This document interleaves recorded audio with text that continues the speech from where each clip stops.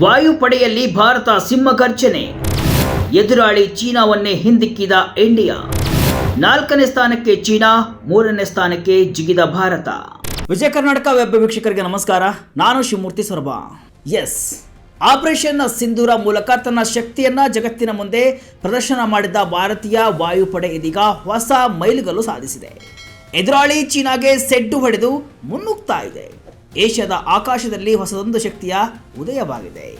ದಶಕಗಳಿಂದ ತನ್ನ ವಾಯುಶಕ್ತಿಯ ಬಗ್ಗೆ ಜಗತ್ತಿಗೆ ಸವಾಲನ್ನು ಹಾಕ್ತಾ ಇದ್ದಂತಹ ಚೀನಾವನ್ನು ಹಿಂದಿಕ್ಕಿ ಭಾರತೀಯ ವಾಯುಪಡೆ ಅಂದರೆ ಇಂಡಿಯನ್ ಏರ್ ಫೋರ್ಸ್ ಇದೀಗ ವಿಶ್ವದ 3ನೇ ಅತಿ ದೊಡ್ಡ ಶಕ್ತಿಶಾಲಿ ವಾಯುಪಡೆ ಎಂಬ ಹೆಗ್ಗಳಿಕೆಗೆ ಪಾತ್ರವಾಗಿದೆ.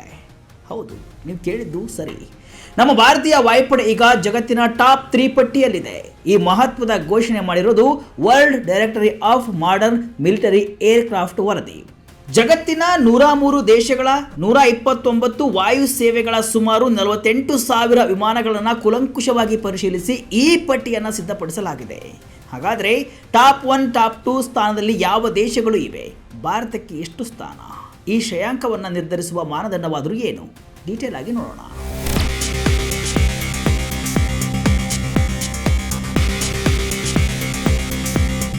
ನಿಮಗೆಲ್ಲ ಗೊತ್ತಿರೋ ಹಾಗೆ ಆಪರೇಷನ್ ಸಿಂಧೂರ ಬಳಿಕ ಭಾರತವು ತನ್ನ ರಕ್ಷಣಾ ಕ್ಷೇತ್ರವನ್ನು ಇನ್ನಷ್ಟು ಬಲಪಡಿಸಿಕೊಳ್ತಾ ಇದೆ. ಶತ್ರುಗಳ ಸೆದೆಬಡಿಯಲು ವಾಯು ಕ್ಷೇತ್ರದಲ್ಲಿ ತನ್ನದೇ ಆದ ಪಡೆಯನ್ನು ಕಟ್ಟಿಕೊಳ್ತಾ ಇದ್ದು ಅದು ಚೀನಾಕ್ಕಿಂತ ಬಲಶಾಲಿಯಾಗಿದೆ ಅನ್ನೋದನ್ನು ಈ ವರದಿ ಬಹಿರಂಗಪಡಿಸಿದೆ. ಹೌದು, world directory of modern military aircraft ಅಂದರೆ WTMMA ಪ್ರಕಟಿಸಿದ ಈ ವರದಿ ಈಗ ಭಾರತದ ಶಕ್ತಿಯ ಅನಾವರಣಗೊಳಿಸಿದೆ. ನಾನು ಆಗಲೇ ಹೇಳಿದ ಹಾಗೆ ಜಗತ್ತಿನ 103 ದೇಶಗಳ 129 ವಾಯುಸೇವೆಗಳ ಸುಮಾರು 48,000 ವಿಮಾನಗಳನ್ನು ಕೂಲಂಕುಷವಾಗಿ ಪರಿಶೀಲಿಸಿ ಈ ಪಟ್ಟಿಯನ್ನು ಸಿದ್ಧಪಡಿಸಲಾಗಿದೆ. ಈ ಪಟ್ಟಿಯಲ್ಲಿ ನಿರೀಕ್ಷೆಯಂತೆಯೇ ಅಮೆರಿಕ ತನ್ನ ಅಗ್ರಸ್ಥಾನವನ್ನು ಭದ್ರವಾಗಿರಿಸಿಕೊಂಡಿದೆ. 2ನೇ ಸ್ಥಾನದಲ್ಲಿ ರಷ್ಯಾ ಮುಂದುವರೆದಿದೆ. ಆದರೆ ಅಚ್ಚರಿಯ ಮತ್ತು ಭಾರತೀಯರಿಗೆ ಹೆಮ್ಮೆಯ ವಿಷಯ ಏನಪ್ಪಾ ಅಂತಂದರೆ 3ನೇ ಸ್ಥಾನದಲ್ಲಿ ಭಾರತ ರಾರಾಜಿಸ್ತಾ ಇದೆ ಮತ್ತು ಚೀನಾವನ್ನು 4ನೇ ಸ್ಥಾನಕ್ಕೆ ತಳ್ಳಿದೆ. ಶ್ರೇಯಾಂಕ ನಿರ್ಧರಿಸುವ ಮಾನದಂಡವೇನು? ಯಾವ ದೇಶಗಳಿಗೆ ಎಷ್ಟೆಷ್ಟು ಅಂಕ? WDMMA ಸಂಸ್ಥೆಯು ಟ್ರವೆಲ್ ರೇಟಿಂಗ್ ಅಥವಾ TVR ಎಂಬ ವಿಶಿಷ್ಟ ಮಾನದಂಡವನ್ನು ಬಳಸುತ್ತೆ. ಇದು ಕೇವಲ ವಿಮಾನಗಳ ಸಂಖ್ಯೆಯನ್ನು ಮಾತ್ರವಲ್ಲದೆ ವಾಯುಪಡೆಯ ಆಧುನೀಕರಣ, ಯುದ್ಧ ಸಾಮರ್ಥ್ಯ, ರಕ್ಷಣಾತ್ಮಕ ಸಾಮರ್ಥ್ಯ, ಲಾಜಿಸ್ಟಿಕ್ಸ್, ಪೈಲಟ್ಗಳ ತರಬೇತಿ ಮತ್ತು ಕಾರ್ಯಾಚರಣೆಯ ಸನ್ನದ್ಧತೆಯಂತಹ ಹಲವು ಪ್ರಮುಖ ಅಂಶಗಳನ್ನು ಪರಿಗಣಿಸ್ತಾ ಇದೆ. ಹಾಗಾದರೆ ಯಾವ ದೇಶಕ್ಕೆ ಎಷ್ಟೆಷ್ಟು TVR ಇದೆ ನೋಡೋಣ. ಈ TVR ರೇಟಿಂಗ್ ಅಲ್ಲಿ ಅಮೆರಿಕಕ್ಕೆ 242.9 ಅಂಕಗಳು ಸಿಕ್ಕಿದ್ರೆ ರಷ್ಯಾ 114.2 ಅಂಕಗಳನ್ನು ಪಡೆದಿದೆ. ನಮ್ಮ ಭಾರತೀಯ ವಾಯುಪಡೆ 69.4 ಅಂಕಗಳೊಂದಿಗೆ 3ನೇ ಸ್ಥಾನದಲ್ಲಿದೆ. ಇನ್ನು ನಮ್ಮ ಸಾಂಪ್ರದಾಯಿಕ ಎದುರಾಳಿ ಚೀನಾ 63.8 ಅಂಕಗಳೊಂದಿಗೆ 4ನೇ ಸ್ಥಾನಕ್ಕೆ ಕುಸಿದಿದೆ. ಈ ಪಟ್ಟಿಯಲ್ಲಿ ಜಪಾನ್ 58.1, ಇಸ್ರೇಲ್ 56.3 ಮತ್ತು ಫ್ರಾನ್ಸ್ 55.3 ನಂತರದ ಸ್ಥಾನಗಳಲ್ಲಿ ಇವೆ. ಇನ್ನು ಪಾಕಿಸ್ತಾನ ಕೇವಲ 46.3 ರೇಟಿಂಗ್ನೊಂದಿಗೆ ಬಹಳ ಹಿಂದುಳಿದಿದೆ. ಈ ಅಂಕಿ ಅಂಶಗಳು ಭಾರತದ ಪ್ರಾಬಲ್ಯವನ್ನು ಸ್ಪಷ್ಟವಾಗಿ ಸಾರಿ ಹೇಳುತ್ತೆ. ಭಾರತ ಈ ಸಾಧನೆ ಮಾಡಿದ್ದು ಹೇಗೆ? ಹಾಗಾದ್ರೆ ಭಾರತ ಈ ಸಾಧನೆ ಮಾಡಿದ್ದು ಹೇಗೆ? ಚೀನಾ ಬಳಿ ನಮಗಿಂತ ಹೆಚ್ಚು ವಿಮಾನಗಳಿದ್ರೂ ಕೂಡ ಭಾರತ ಮುಂದಿರುವುದಕ್ಕೆ ಕಾರಣವೇನು? ಇದಕ್ಕೆ ಉತ್ತರ ಭಾರತೀಯ ವಾಯುಸೇನೆಯ ಸಮತೋಲಿತ ಶಕ್ತಿ. WDMMA ವರದಿಯ ಪ್ರಕಾರ ಭಾರತೀಯ ವಾಯುಪಡೆಯ ಒಟ್ಟು 1716 ಯೂನಿಟ್ಗಳಲ್ಲಿ 31.6% ಯುದ್ಧ ವಿಮಾನಗಳು ಇವೆ. 29% ಹೆಲಿಕಾಪ್ಟರ್ಗಳು ಮತ್ತು 21.8% ತರಬೇತಿ ವಿಮಾನಗಳು ಇವೆ. ಅಂದರೆ ಭಾರತ ಕೇವಲ ದಾಳಿಯ ಬಗ್ಗೆ ಮಾತ್ರವಲ್ಲ, ಸೈನಿಕರ ಸಾಗಾಟ, ರಕ್ಷಣೆ, ಭವಿಷ್ಯದ ಪೈಲಟ್ಗಳ ತರಬೇತಿಗೂ ಅಷ್ಟೇ ಮಹತ್ವ ನೀಡಿದೆ. ಇದನ್ನೇ ಸಮತೋಲಿತ ಪಡೆ ಅಂತ ಹೇಳೋದು. ಆದರೆ ಚೀನಾದ ವಾಯುಪಡೆಯಲ್ಲಿ 52.9% ಯುದ್ಧ ವಿಮಾನಗಳು ಇವೆ. ಇದು ನೋಡಲು ದೊಡ್ಡ ಸಂಖ್ಯೆಯಂತೆ ಕಂಡರೂ ಕೂಡ ಅವರ ಪಡೆ ಸಮತೋಲಿತವಾಗಿಲ್ಲ ಎಂಬುದನ್ನು ಸೂಚಿಸುತ್ತೆ. ಯುದ್ಧ ಕಾಲದಲ್ಲಿ ಲಾಜಿಸ್ಟಿಕ್ಸ್ ಮತ್ತು ಬೆಂಬಲ ವ್ಯವಸ್ಥೆಗಳು ಅತ್ಯಂತ ನಿರ್ಣಾಯಕ. ಈ ವಿಚಾರದಲ್ಲಿ ಭಾರತ ಚೀನಾಕ್ಕಿಂತ ಒಂದು ಹೆಜ್ಜೆ ಮುಂದೆ ಇದೆ. ಆಪರೇಷನ್ ಸಿಂಧೂರ ಬಳಿಕ ಭಾರತ ಶಕ್ತಿ ಬದಲು. ಭಾರತದ ಈ ಶಕ್ತಿ ಕೇವಲ ಕಾಗದದ ಮೇಲಿಲ್ಲ. ಇತ್ತೀಚೆಗೆ ನಡೆದ ಆಪರೇಷನ್ ಸಿಂಧೂರ ಇದಕ್ಕೆ ಜ್ವಲಂತ ಸಾಕ್ಷಿ.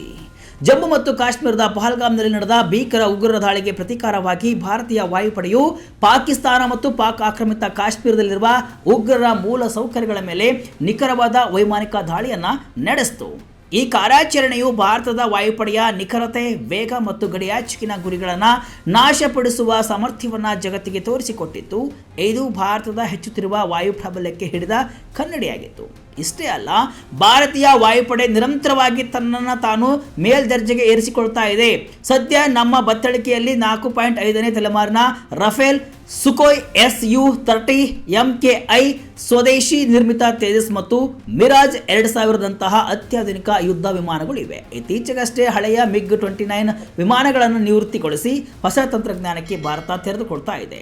ಭವಿಷ್ಯದಲ್ಲಿ ಸಂಪೂರ್ಣ ಸ್ವದೇಶಿ ನಿರ್ಮಿತವಾದ LCA Mk1A, LCA Mk2 ಮತ್ತು ಅತ್ಯಂತ ಮಹತ್ವಾಕಾಂಕ್ಷೆಯ 5ನೇ ತಲೆಮಾರಿನ ಯುದ್ಧ ವಿಮಾನವಾದ AMCA ವಾಯುಪಡೆಗೆ ಸೇರ್ಪಡೆಯಾಗಲಿವೆ. ಇದು ಆತ್ಮನಿರ್ಭರ ಭಾರತದ ಕನಸನ್ನ ನನಸು ಮಾಡುವುದಲ್ಲದೆ ನಮ್ಮ ವಾಯುಶಕ್ತಿಯನ್ನು ಮತ್ತಷ್ಟು ಎತ್ತರಕ್ಕೆ ಕೊಂಡೊಯ್ಯಲಿದೆ. ವಿಶ್ವದ ಟಾಪ್ 10 ವಾಯುಪಡೆ ಪಟ್ಟಿ. ವಿಶ್ವದ ವಾಯುಪಡೆಗಳ ಪಟ್ಟಿಯಲ್ಲಿ ಅಮೆರಿಕದ ಪ್ರಾಬಲ್ಯ ಪ್ರಶ್ನಾತೀತ. ಅದರ TVR ಸ್ಕೋರ್ 242.9. ಇದು ರಷ್ಯಾ, ಚೀನಾ ಮತ್ತು ಭಾರತ ಒಟ್ಟು ಶಕ್ತಿಗಿಂತಲೂ ಹೆಚ್ಚು. ಅಮೆರಿಕದ ವಾಯುಪಡೆ ಮೊದಲ ಸ್ಥಾನದಲ್ಲಿ ಇದ್ದರೆ ಅಮೆರಿಕದ ನೌಕಾಪಡೆಯ ವಾಯುಯಾನ ವಿಭಾಗವೇ 2ನೇ ಸ್ಥಾನದಲ್ಲಿದೆ. ರಷ್ಯಾ 3ನೇ ಸ್ಥಾನದಲ್ಲಿದ್ದು ಭಾರತೀಯ ವಾಯುಪಡೆಯ ಚೀನಾವನ್ನು ಹಿಂದಿಕ್ಕಿ ಜಗತ್ತಿನ ಪ್ರಮುಖ ವಾಯುಶಕ್ತಿಗಳಲ್ಲಿ ಒಂದಾಗಿ ಗುರುತಿಸಿಕೊಂಡಿದೆ. ಹಾಗಾದರೆ ವಿಶ್ವದ ಟಾಪ್ 10 ವಾಯುಪಡೆ ಪಟ್ಟಿಯನ್ನು ನೋಡೋಣ. ವಿಶ್ವದ ಟಾಪ್ 10 ವಾಯುಪಡೆ ಪಟ್ಟಿಯಲ್ಲಿ ಅಮೆರಿಕ ವಾಯುಪಡೆ ಟಾಪ್ 1ನಲ್ಲಿದೆ. 2ನೇ ಸ್ಥಾನದಲ್ಲೂ ಕೂಡ ಅಮೆರಿಕದ ನೌಕಾಪಡೆಯೇ ಇದೆ. 3ನೇ ಸ್ಥಾನದಲ್ಲಿ ರಷ್ಯಾ ವಾಯುಪಡೆ, 4ನೇ ಸ್ಥಾನದಲ್ಲಿ ಅಮೆರಿಕ ಸೇನಾ ವಾಯುಯಾನ, 5ನೇ ಸ್ಥಾನದಲ್ಲಿ ಅಮೆರಿಕ ಮರೀನ್ ಕಾರ್ಪ್ಸ್, 6ನೇ ಸ್ಥಾನದಲ್ಲಿ ಭಾರತೀಯ ವಾಯುಪಡೆ ಇದೆ, 7ನೇ ಸ್ಥಾನದಲ್ಲಿ ಚೀನಾ ವಾಯುಪಡೆ ಇದೆ, 8ನೇ ಸ್ಥಾನದಲ್ಲಿ Japan air self defence force, 9ನೇ ಸ್ಥಾನದಲ್ಲಿ ಇಸ್ರೇಲ್ ವಾಯುಪಡೆ, ಇನ್ನು 10ನೇ ಸ್ಥಾನದಲ್ಲಿ France air and space force ಇದೆ. ಚೀನಾ ಹಿನ್ನಡೆಗೆ ಕಾರಣವೇನು? WDMMA ಶ್ರೇಯಾಂಕದ ಮಹತ್ವವೇನು? ಇನ್ನೊಂದೆಡೆ ಚೀನಾವನ್ನು ಸಂಪೂರ್ಣವಾಗಿ ಕಡೆಗಣಿಸುವಂತಿಲ್ಲ. ಅವರು 5ನೇ ತಲೆಮಾರಿನ J-20, J-35 ನಂತಹ ಸ್ಟೆಲ್ತ್ ಯುದ್ಧ ವಿಮಾನಗಳನ್ನು ಹೊಂದಿದ್ದಾರೆ. ತಂತ್ರಜ್ಞಾನದಲ್ಲಿ ಅಪಾರ ಹಣ ಹೂಡಿಕೆ ಮಾಡ್ತಿದ್ದಾರೆ. ಆದರೆ ವರದಿ ಹೇಳುವಂತೆ ತರಬೇತಿ, ವೈಮಾನಿಕ ಬೆಂಬಲ ಮತ್ತು ವಿಶೇಷ ಬಾಂಬರ್ ಪಡೆಗಳ ಕೊರತೆ ಅವರ ಶ್ರೇಯಾಂಕದ ಮೇಲೆ ಪರಿಣಾಮವನ್ನು ಬೀರಿದೆ. ಇನ್ನು ಇದರ ಮಹತ್ವವನ್ನು ನೋಡುವುದಾದರೆ ಇದು ಕೇವಲ ಒಂದು ಸಂಖ್ಯೆಯಲ್ಲ, ಇದು ದಕ್ಷಿಣ ಏಷ್ಯಾದಲ್ಲಿ ಬದಲಾಗುತ್ತಿರುವ ಕಾರ್ಯತಂತ್ರದ ಸಮೀಕರಣಕ್ಕೆ ಸಾಕ್ಷಿ. ಚೀನಾ ತನ್ನ ಪ್ರಾಬಲ್ಯವನ್ನು ವಿಸ್ತರಿಸಲು ಯತ್ನಿಸುತ್ತಿರುವ ಈ ಸಮಯದಲ್ಲಿ ಭಾರತ ಒಂದು ಪ್ರಬಲ ಪ್ರಾದೇಶಿಕ ಶಕ್ತಿಯಾಗಿ ಹೊರಹೊಮ್ಮುತ್ತಾ ಇದೆ ಎಂಬುದನ್ನು ಈ ವರದಿ ಜಗತ್ತಿಗೆ ಸಾರಿ ಹೇಳಿದೆ. ಅಮೆರಿಕ ಮತ್ತು ರಷ್ಯಾ ತಮ್ಮ ಸ್ಥಾನಗಳನ್ನು ಉಳಿಸಿಕೊಂಡಿದ್ದರೂ ಭಾರತದ ಈ ಏರುಗತಿ ಜಾಗತಿಕ ರಕ್ಷಣಾ ವಲಯದಲ್ಲಿ ಹೊಸ ಚರ್ಚೆಗಳನ್ನು ಹುಟ್ಟುಹಾಕಿದೆ. ಭಾರತದ ಈ ಏರಿಕೆಯು ದಕ್ಷಿಣ ಏಷ್ಯಾದಲ್ಲಿನ ಅಧಿಕಾರ ಸಮತೋಲನವನ್ನು ಬದಲಾಯಿಸಲಿದೆ. ಚೀನಾದ ಆಕ್ರಮಣಕಾರಿ ನೀತಿಗಳಿಗೆ ಪ್ರಬಲ ಪ್ರತ್ಯುತ್ತರ ನೀಡಲು ಭಾರತ ಸನ್ನದ್ಧವಾಗಿದೆ ಎಂಬ ಸ್ಪಷ್ಟ ಸಂದೇಶವನ್ನು ಇದು ರವಾನಿಸುತ್ತೆ. ಜಾಗತಿಕವಾಗಿ ಭಾರತವನ್ನು ಕೇವಲ ಪ್ರಾದೇಶಿಕ ಶಕ್ತಿಯಾಗಿ ನೋಡುವ ದೃಷ್ಟಿಕೋನ ಬದಲಾಗಿ ವಿಶ್ವದ ಪ್ರಮುಖ ರಕ್ಷಣಾ ಮತ್ತು ವ್ಯೂಹಾತ್ಮಕ ಪಾಲುದಾರನಾಗಿ ನೋಡಲಾಗುತ್ತೆ. ಇದು ಮುಂದಿನ ದಿನಗಳಲ್ಲಿ ಭಾರತದ ವಿದೇಶಾಂಗ ನೀತಿ ಮತ್ತು ರಕ್ಷಣಾ ಒಪ್ಪಂದಗಳ ಮೇಲೆ ಧನಾತ್ಮಕ ಪರಿಣಾಮ ಬೀರಲಿದೆ. ಒಟ್ಟಿನಲ್ಲಿ ನಮ್ಮ ವಾಯುಪಡೆಯ ಶೌರ್ಯ, ಸರ್ಕಾರದ ದೂರದೃಷ್ಟಿ ಮತ್ತು ಮೇಕ್ ಇನ್ ಇಂಡಿಯಾದ ಶಕ್ತಿಯ ಫಲವಾಗಿ ಭಾರತ ಇಂದು ಈ ಐತಿಹಾಸಿಕ ಸಾಧನೆ ಮಾಡಿದೆ. ಭಾರತ ಕೇವಲ ಆರ್ಥಿಕ ಶಕ್ತಿಯಾಗಿ ಮಾತ್ರವಲ್ಲ, ಒಂದು ಪ್ರಬಲ ಮಿಲಿಟರಿ ಶಕ್ತಿಯಾಗಿಯೂ ವಿಶ್ವ ಮಟ್ಟದಲ್ಲಿ ತನ್ನ ಛಾಪನ್ನು ಮೂಡಿಸ್ತಾ ಇದೆ. ಇದು ನವಭಾರತದ ಶಕ್ತಿಯ ಸಂಕೇತ. ಭಾರತದ ಈ ನಾಗಾಲೋಟ ಈಗ ಶತ್ರುಗಳ ಎದೆಯಲ್ಲಿ ನಡುಕ ಹುಟ್ಟಿಸಿದೆ. ಅದರಲ್ಲೂ ಚೀನಾಗೆ ಇದನ್ನು ಅರಗಿಸಿಕೊಳ್ಳಲು ಸಾಧ್ಯವಾಗ್ತಿಲ್ಲ. ಹೀಗೆ ಭಾರತದ ನಾಗಾಲೋಟ ಇನ್ನಷ್ಟು ಮುಂದುವರಿಯಲಿ. ಈ ವಿಡಿಯೋವನ್ನು ನೀವು ಸಂಪೂರ್ಣವಾಗಿ ನೋಡಿದರೆ ಇಲ್ಲಿದೆ ನಿಮಗೊಂದು ಪ್ರಶ್ನೆ. WDMMA ವರದಿಯ ಪ್ರಕಾರ ಭಾರತೀಯ ವಾಯುಪಡೆ ಪಡೆದ TVR ಅಂಕಗಳು ಎಷ್ಟು? Option A 242.9, option B 114.2, option C 69.4, option D 63.8. Comment ಮೂಲಕ ನಿಮ್ಮ ಉತ್ತರವನ್ನು ತಿಳಿಸಿ. ಇದಿಷ್ಟು ಇವತ್ತಿನ ವಿಶೇಷ. ಇದೇ ರೀತಿಯ ಹಲವು ವಿಶ್ಲೇಷಣೆ, ಮಾಹಿತಿ ಅಷ್ಟೇ ಅಲ್ಲ, ಮನರಂಜನೆಯ ವಿಡಿಯೋಗಳಿಗಾಗಿ ವಿಜಯ ಕರ್ನಾಟಕ ವೆಬ್ಸೈಟ್, ಫೇಸ್ಬುಕ್ ಹಾಗೂ ಯೂಟ್ಯೂಬ್ ಪೇಜನ್ನು ಫಾಲೋ ಮಾಡಿ. ಧನ್ಯವಾದಗಳು.